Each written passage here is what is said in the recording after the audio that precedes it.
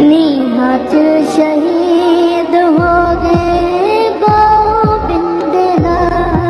गुरु गोविंद सिंह के बेटे को दीवार में चुनवा दिया गया था। दोस्तों, हमारा इतिहास कितना ज्यादा अनोखा है ना, जहाँ हमें एक से बढ़कर एक वीर सपूतों के बारे में पता चलता है। भला किसने सोचा था कि सिखों के 10वें गुरु गुरु गोविंद सिंह के छोटे बेटे जोरावर सिंह और फतेह सिंह को मुगल सिर्फ इसलिए मौत के घाट उतार देंगे क्योंकि उन्होंने इस्लाम धर्म कबूल करने से मना कर दिया था, वो भी मात्र 7 साल की छोटी सी उम्र में। जी हाँ, जब यह हादसा हुआ तो गुरु गोविंद सिंह के बेटे जोरावर सिंह की उम्र मात्र 9 साल की थी और उनके सबसे छोटे बेटे फतेह सिंह की उम्र केवल 7 साल की थी। जब उनकी मौत हुई तो चारों तरफ हाहाकार मच गया और फिर गुरु गोविंद सिंह ने यह ऐलान कर दिया कि यह घटना मुगल काल के पतन का कारण बनेगी। तो क्या था पूरा मामला, चलिए जानते हैं।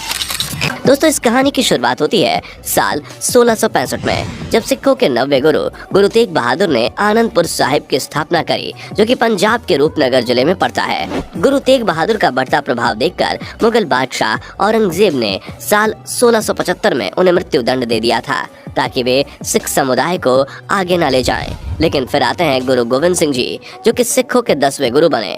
गुरु के नाम पर आनंदपुर में सिखों का जमावड़ा लगने लगा। 1699 में उन्होंने यहाँ खालसा पंथ की शुरुआत की और उन्होंने खालसा के 5 सिद्धांत दिए, जिन्हें आज 5 ककार कहा जाता है, जिनका मतलब क शब्द से शुरू होने वाली उन 5 चीजों से है जिन्हें गुरु गोविंद सिंह के सिद्धांतों के अनुसार सभी खालसा सिखों को धारण करना होता है। जहां गुरु गोविंद सिंह ने सिखों के लिए 5 चीजें अनिवार्य की: करी, केश, कड़ा, कृपाण, कंघा और कच्छा।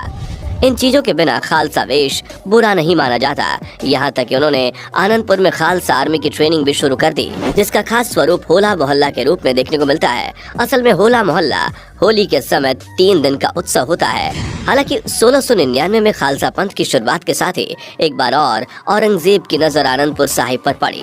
आसपास के राजाओं को भी सिख आर्मी से खतरा महसूस हो रहा था, इसलिए उन्होंने आनंदपुर को चारों ओर से घेर लिया। औरंगजेब ने पैंदा खान के नेतृत्व में 10,000 की सेना को आनंदपुर पर धावा बोलने के लिए भेजा, पर इस जंग में मुगल सेना को हार का मुंह देखना पड़ा क्योंकि सिख सैनिकों ने उनकी बैंड बजाकर रख दी थी, जिसके बाद उन्हें मुंह छुपाकर वापस लौटना पड़ा। हालांकि इसके 4 साल बाद यानी कि 1704 में मुगलों ने एक बार और आनंदपुर पर धावा बोला। मई 1704 में वजीर खान आनंदपुर पर डेरा डालने पहुंचे। 6 महीनों तक उन्होंने आनंदपुर की घेराबंदी करके राशन की सप्लाई काट दी और अंत में औरंगजेब ने गुरु गोविंद सिंह और उनके परिवार को आनंदपुर से बाहर निकलने का मार्ग दिया और वादा किया कि मुगल फौज उनका पीछा नहीं करेगी।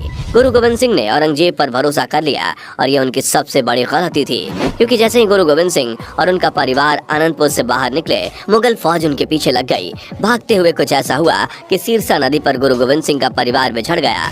उनके 2 बेटे जोरावर सिंह और फतेह सिंह और गुरु गोविंद सिंह की माता गुजरी पीछे छूट गईं। वहीं गुरु गोविंद सिंह अपने बड़े बेटे के साथ आगे निकल गए। अगली सुबह गंगू नाम का एक पुराना सेवक उनके पास पहुंचा और ये कहकर उन्हें अपने घर ले गया कि गुजरी जी अपने पोतों के साथ उनके घर में ज्यादा सुरक्षित रहेंगी। गुजरी जी जब सो रही थी तब गंगू ने उनके झूले से सारा सोना चुरा लिया और अगली सुबह बोला कि चोर आए थे। इतना ही नहीं, उसने पैसों के लालच में कोतवाली जाकर गुजरी जी और गुरु गोविंद सिंह के बेटों की जानकारी भी कोतवाल को दे दी। वहाँ इन लोगों को गिरफ्तार करके सरहिंद पहुंचाया गया। वहाँ पर वजीर खान ने गुजरी जी, जोरावर सिंह और फतेह खान को कैद खाने में डलवाया, जिसे उस वक्त ठंडा बुर्ज कहा जाता था, क्योंकि इस कैद खाने में सिर्फ सलाखें थीं जिसमें रात भर ठंडी हवा चलती थी और जो कोई भी कैद खाने में होता ठंड से उसका हाल बेहाल हो जाता। कहते हैं कि गुरु गोविंद सिंह के एक शिष्य बाबा मोतीराम बच्चों और माताजी के लिए दूध लेकर वहां पहुंचे। ऐसा करने की सजा में बाबा मोतीराम और उनके पूरे परिवार की हत्या कर दी गई। एक रात जेल में बिताने के बाद अगली सुबह गुरु गोविंद सिंह की मां और उनके बेटों को नवाब वजीर खान के सामने पेश किया गया। एक किस्सा ये भी है कि जब तीनों लोग दरबार में पहुंचे तो वहां पर बड़ा गेट बंद करके छोटा गेट खुला हुआ था, जिससे सर झुकाकर अंदर जाना पड़ता, लेकिन जोरावर और फतेह ने सर झुकाने से इनकार कर दिया। सिर्फ इतिहासकारों का कहना है कि नवाब वजीर खान ने दोनों को इस्लाम कबूल करने के लिए कहा तो दोनों ने इस्लाम कबूल करने से हरगिज़ मना कर दिया, जिसके बाद उन दोनों को जिंदा ही दीवार में चुनवा दिया गया। उस वक्त जोरावर सिंह की उम्र मात्र 9 साल और फतेह सिंह की उम्र मात्र 7 साल थी। यानी उस समय दोनों ही बहुत छोटे बालक थे, पर उस उम्र में भी उन्हें पता था कि क्या सही है और क्या गलत। इस घटना के कुछ ही समय बाद गुजरी जी की मौत हो गई। तब सरहिंद में एक सेठ तोड़ल मल हुआ करते थे, जिन्होंने वजीर खान से दरख्वास्त करी कि वो दोनों बच्चों और माता जी के अंतिम संस्कार के लिए कुछ जमीन दे दें। तब वजीर खान ने उनसे कहा था कि जितनी जमीन वो चाहे ले सकते हैं, बस शर्त है कि उसकी कीमत देने के लिए वो तैयार रहें। तब तोड़ल मल ने जमीन का दाम पूछा तो वजीर खान ने कहा कि उसे जितनी जमीन चाहिए उसे सोने के सिक्कों से ढकना होगा और वही जमीन का दाम होगा। तोड़ल मल तैयार हो गए। जब सिक्कों से जमीन को ढका गया तो वजीर खान ने सिक्कों को सीधा रखने के लिए कहा ताकि ज्यादा से ज्यादा सिक्के जमा हो सके। जिसके बाद अंतिम संस्कार के लिए जमीन ली गई। जिस जगह पर दोनों बच्चों का अंतिम संस्कार हुआ वो जगह आज गुरुद्वारा श्री ज्योति स्वरूप साहब के रूप से जाना जाता है।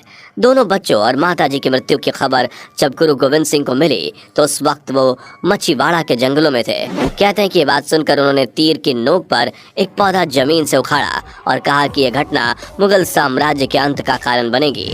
और ये बात काफी हद तक सही भी साबित हुई, क्योंकि 1707 में औरंगजेब की मृत्यु के बाद मुगल शासन लगातार कमजोर होता चला गया, क्योंकि सरहिंद में गुरु गोविंद सिंह के बच्चों की मौत ने वहाँ के लोगों में आक्रोश भर दिया था।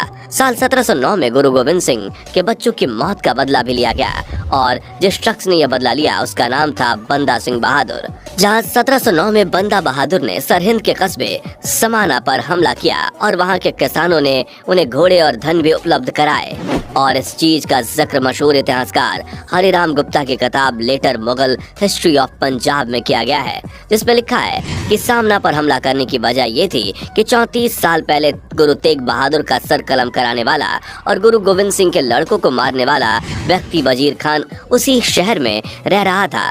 साल 1710 को हुई लड़ाई में बंदा बहादुर के भाई फतेह सिंह ने वजीर खान को मार गिराया। इस जीत के बाद बंदा बहादुर ने सरहिंद के किले पर हमला करते हुए उसे मिट्टी में मिला दिया। बंदा बहादुर ने इसके बाद सरहिंद में सिख साम्राज्य की नींव रखी और गुरु गोविंद सिंह के नाम के सिक्के भी जारी किए। लेकिन इत्तेफाक देखिए, जिस बंदा बहादुर ने मुगल की ईंट से ईंट बजा दी, उनकी मौत भी इस्लाम धर्म ना कबूल करने के कारण ही हुई थी। तो ये था इतिहास। लेकिन इसी इतिहास से प्रेरित होकर 9 जनवरी साल 2022 को प्रधानमंत्री नरेंद्र मोदी ने यह ऐलान किया था कि अब से हर 26 नवंबर को वीर बाल दिवस के रूप में मनाया जाएगा, क्योंकि यही वो तारीख है जिस दिन सिखों के 10वें गुरु गुरु गोविंद सिंह के दोनों बेटों फतेह सिंह और जोरावर सिंह की मृत्यु हुई थी। और इनकी मृत्यु का बदला किस तरह से लिया गया वो तो आप देख ही चुके हैं। बाकी उम्मीद है कि आपको इस वीडियो से काफी कुछ जानने का मौका मिला होगा। अब आपका इस पर क्या कहना है आप हमें कमेंट करके जरूर बताएं और इस तरह की वीडियोस को देखते रहने के लिए चैनल को सब्सक्राइब करना ना भूलें।